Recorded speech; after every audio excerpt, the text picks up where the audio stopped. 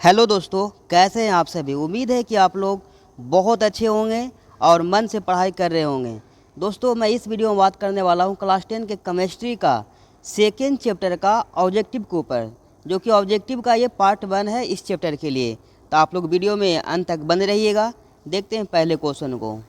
दोस्तों, पहला क्वेश्चन है उदासीन विलयन का पीएच मान, है ना। उदासीन विलयन का पीएच मान होता है, आपको बताना है उदासीन विलयन का पीएच मान, है ना। 6, 7, 8, 14। तो दोस्तों, उदासीन विलयन का पीएच मान होता है 7। आपको ध्यान रखना है कि यदि आपसे पूछा जाए कि, है ना, अम्लीय विलयन का पीएच मान, तो वो होगा 7 से कम। क्षारीय विलयन का पीएच मान पूछा जाएगा तो वो होगा 7 से अधिक होगा, है ना। तो इनको आप ध्यान रखने का प्रयास करेंगे। देखते हैं अगले क्वेश्चन को। सेकेंड नंबर क्वेश्चन है कि निम्नलिखित में कौन विजातीय यौगिक है। निम्नलिखित में कौन विजातीय यौगिक है। चूना पत्थर, खड़िया, संगमरमर, प्लास्टर ऑफ पेरिस। तो दोस्तों, विजातीय कहने का मतलब हुआ सबसे अलग, है ना। बेजात यानी अलग। दोस्तों, चूना पत्थर बोलिए, खड़िया बोलिए, संगमरमर बोलिए, ये तीनों एक ही है, ठीक है। तो मतलब ये तीनों जब एक ही है तो ये प्लास्टर ऑफ पेरिस क्या होगा, अलग होगा। तो इसका सही आंसर हो जाएगा option D, plaster of Paris, जिनका फार्मूला होता है CaSO4 इंटू हाफ H2O। और चूना पत्थर, खड़िया, संगमरमर, यानी इन तीनों का सूत्र होता है CaCO3। तो इनको आप ध्यान रखिएगा। देखते हैं अगले क्वेश्चन को। 3 नंबर क्वेश्चन है कि अधातु के ऑक्साइड होते हैं। आपको बताना है अधातु का ऑक्साइड, है ना, क्या होता है, जो उदासीन, अम्लीय, क्षारीय। तो दोस्तों, अधातु का ऑक्साइड होते हैं जो अम्लीय होते हैं। यदि आपसे पूछा जाएगा धातु के ऑक्साइड क्या होते हैं, तो दोस्तों धातु के ऑक्साइड होते हैं जो क्षारीय होता है। तो इनको आप ध्यान रखिएगा। देखते हैं अगले क्वेश्चन को। 4 नंबर क्वेश्चन है दोस्तों। 4 नंबर आप लोग प्रयास करेंगे प्रत्येक क्वेश्चन का आंसर कमेंट में देने के लिए। दोस्तों, 4 नंबर क्वेश्चन है कि चींटी के डंक में, है ना, चींटी के डंक में कौन सा अम्ल पाया जाता है। इथेनोइक अम्ल, सिट्रिक अम्ल, मिथेनोइक अम्ल, ऑक्जेलिक अम्ल। तो दोस्तों, चींटी के डंक हो या, है ना, बिच्छू के डंक में ये पाया जाता है मिथेनोइक अम्ल। इसी को बोलते हैं दोस्तों हम लोग फॉर्मिक सॉरी, मिथेनोइक अम्ल को ही हम लोग फॉर्मिक अम्ल बोलते हैं। तो इनको आप ध्यान रखिएगा। दोस्तों, जो इथेनोइक अम्ल है ना, ये पाया जाता है सिरका में दोस्तों, इसी को हम बोलते हैं एसिटिक अम्ल। तो ध्यान रखिएगा। जो सिट्रिक अम्ल है, जो ये संतरा यानी नींबू के रस में पाया जाता है। और ये जो ऑक्जेलिक अम्ल है दोस्तों, ये टमाटर में पाया जाता है, ठीक है। और इनको हम ऑक्जेलिक अम्ल का प्रयोग दाग धब्बों को हटाने में यानी दूर करने में भी प्रयोग किया करते हैं। तो इनको आप ध्यान रखने का प्रयास करेंगे। देखते हैं अगले क्वेश्चन को। 5 नंबर क्वेश्चन है कि सिल्वर आयोडाइड का रंग कैसा होता है। सिल्वर आयोडाइड का रंग कैसा होता है। श्वेत, पीला, लाल, हरा। तो दोस्तों, जो सिल्वर आयोडाइड होता है उनका रंग होता है जो पीला होता है। देखते हैं अगले क्वेश्चन को। 6 नंबर क्वेश्चन है कि जल में घुलनशील भस्म क्या कहलाते हैं। अम्ल, क्षार, लवण, इनमें से कोई नहीं। तो दोस्तों, जल में घुलनशील भस्म है जो क्षार कहलाता है दोस्तों। देखते हैं अगले क्वेश्चन को। 7 नंबर क्वेश्चन है कि बेकिंग सोडा का रासायनिक सूत्र है। आपको यहाँ पे बताना है बेकिंग सोडा का रासायनिक सूत्र। तो दोस्तों, बेकिंग सोडा का रासायनिक सूत्र होता है, इनका सही आंसर हो जाएगा ऑप्शन ए, NaHCO3 ही होता है दोस्तों, जो कि इनका रासायनिक नाम है। बेकिंग सोडा बोलिए या खाने का सोडा बोलिए, दोनों एक ही है। और बेकिंग सोडा का रासायनिक नाम होता है दोस्तों सोडियम बाइकार्बोनेट, जिनका फार्मूला होता है NaHCO3। देखते हैं अगले क्वेश्चन को।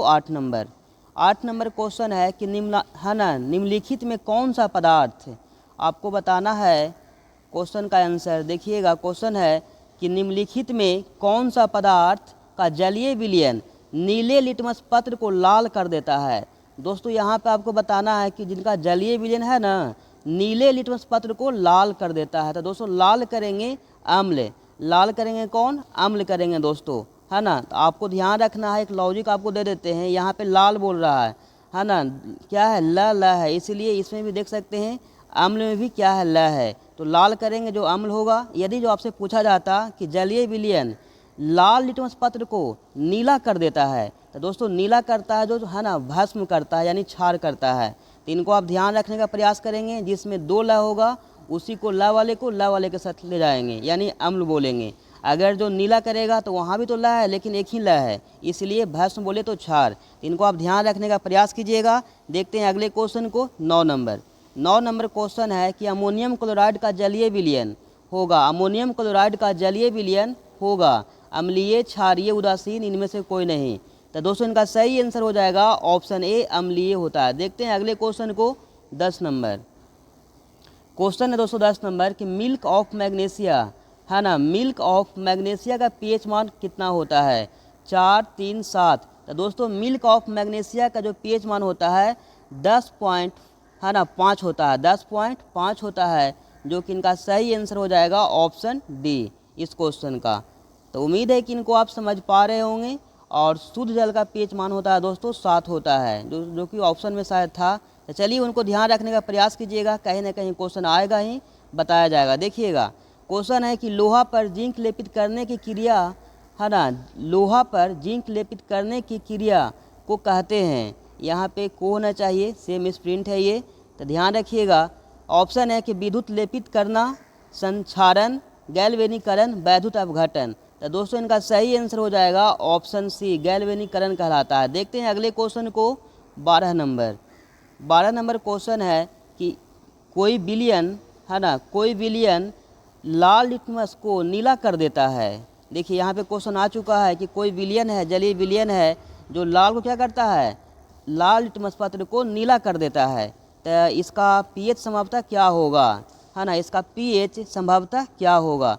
1, 4, 5, 10। तो दोस्तों यदि जो कोई भी लाल लिटमस पत्र को नीला करेगा तो नीला वही करेगा, क्षार करेंगे। यानी क्षार कहने का मतलब हुआ कि 7 से अधिक, तो 7 से अधिक ऑप्शन में एक ही है 10। यदि जो आपसे पूछा जाता है यहाँ पे, है ना, इतना आपको समझना पड़ेगा कि नीले लिटमस पत्र को लाल कर देता है, तो लाल कौन करेंगे? अम्ल। तो अम्ल कहने का मतलब क्या हुआ? 7 से कम। क्या होता है? उदासीन का पीएच मान होता है 7 होता है। तो इनको आप ध्यान रखिएगा। तो आप इस तरह से इनको आप ध्यान रख सकते हैं और इनका आंसर दे सकते हैं। देखते हैं अगले क्वेश्चन को। 13 नंबर क्वेश्चन है कि जिप्सम का रासायनिक सूत्र है, जिप्सम का रासायनिक सूत्र है, आपको बताना है जिप्सम का रासायनिक सूत्र।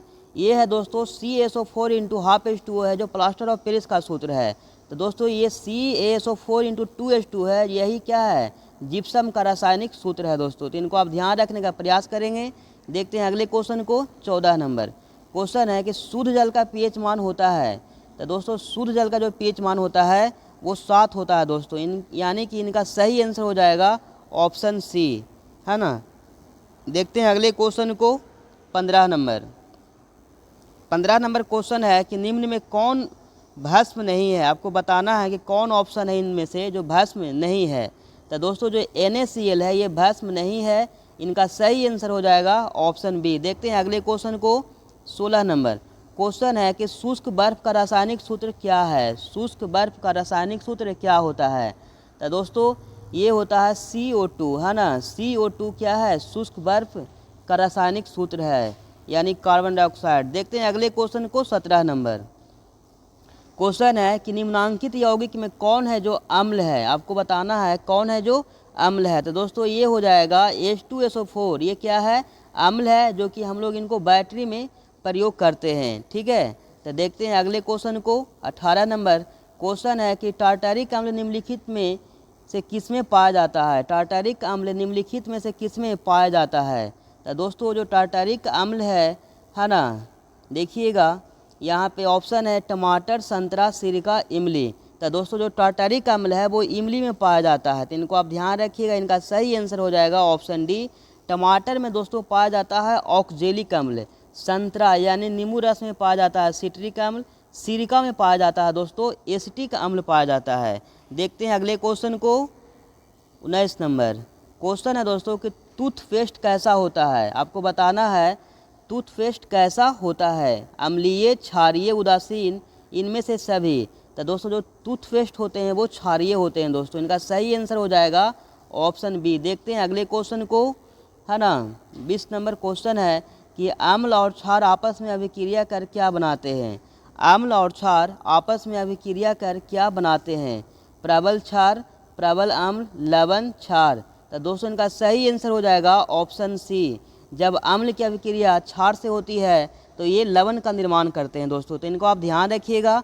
उम्मीद है कि आप लोग को ये वीडियो पसंद आया होगा। तो इस वीडियो को ऊपर एक लाइक कर दीजिएगा, अपने फ्रेंड के भी शेयर कर दीजिएगा। फिर आपसे मिलते हैं अगले वीडियो में, तब तक के लिए जय हिंद।